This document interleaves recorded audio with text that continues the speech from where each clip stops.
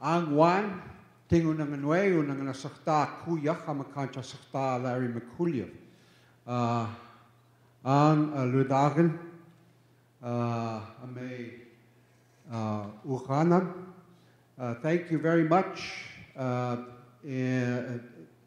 Grandmother Agnes, it's an honor to be here with you. And the honorable elders that are here, the young people, and everyone else here. And I said, Angwan, which is our daily greeting in Unangan, which is Aleut. I'm from Alaska. I was born and raised in the middle of the Bering Sea. Our people have been out there for 10,000 years. We're still there. That's 6,000 years before the height of the pyramid cultures. And we have evolved over time a spiritual technology and a spiritual understanding. We still have elders in Alaska who remember when the first outsiders came.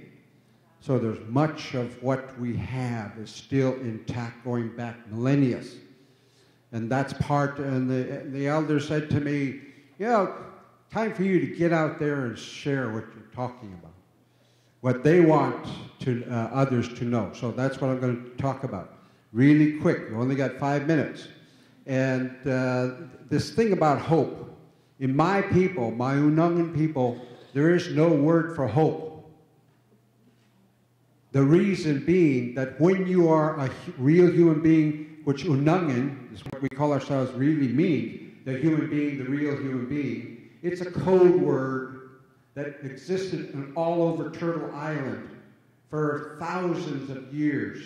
We have stories going back about how our people have connected throughout Turtle Island. That's Canada, that's the US, that's Mexico, Central America being the tail, Florida and California being the hind legs of the turtle, and then tied to the turtle's tail is a head, which is South America. We created what was called the Grand Turtle Island Council of Real Human Beings. That council still exists today.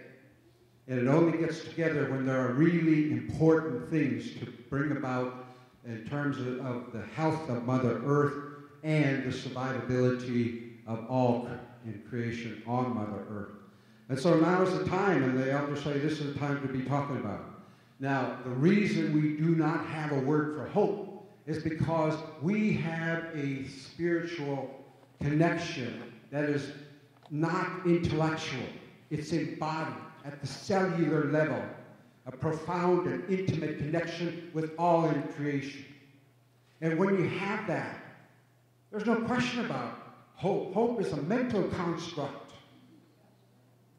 It's in the mind when, as we heard our elder talk about, you have to be in the heart. You have to heal yourself first if you want to connect with all that is. You cannot go any other way. We cannot offer the world that which we do not have. And we can't solve the daunting issues in the world with the same consciousness that created them in the first place. We are in a separated mind and consciousness. It permeates the entire world. We live it every day. So for me, the understanding of hope is also different. I think it connects to what Larry was saying. Hope is not something that we have. Hope is something that we enact and that we embody, like a song. A song is not real until it's sung, right? It doesn't really it doesn't move out into the world and change us until it's actually sung, and I believe that hope is that way also.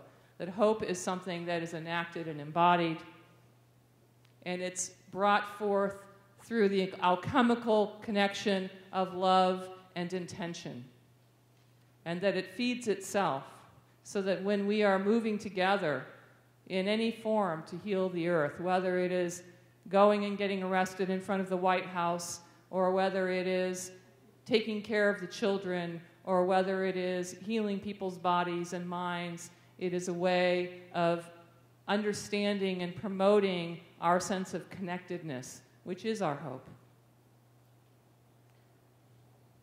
So I think that our job in terms of living into our hope, if that's the word we want to use, is to understand that both the beauty and the pain of this world are ours, to give voice to. And we need to step into that role in a major way now. This room is full of beauty, and this room is full of pain, and the world is full of beauty, and the world is full of pain. And honoring our pain for the world is the highest act of compassion. The word compassion means to suffer with. So our willingness to not shut that down, our willingness to stay present, allows the healing to begin. And our beauty and our connection and our love is what keeps us going through all of that. So hope. I want to define hope as well. Hope is not optimism. Optimism says, look, I'm just assuming it's going to work out. I'm assuming everything's going to be okay. I do not make that assumption. Hope is different. Kierkegaard said, hope is a passion for the possible. Hope is a passion for the possible. What's possible here? Is it possible we can deal with climate change? Well, yeah, it is. We know what to do with that. Is it possible we can deal with species extinction, water shortages, energy transition to renewable sources? Absolutely it's possible. We know what to do in all of those situations. So hope is a passion for what's possible. And I see extraordinary possibilities that we're beginning to enact. So I am a very hopeful person. And one of the first reasons I am a hopeful person is because we are survivors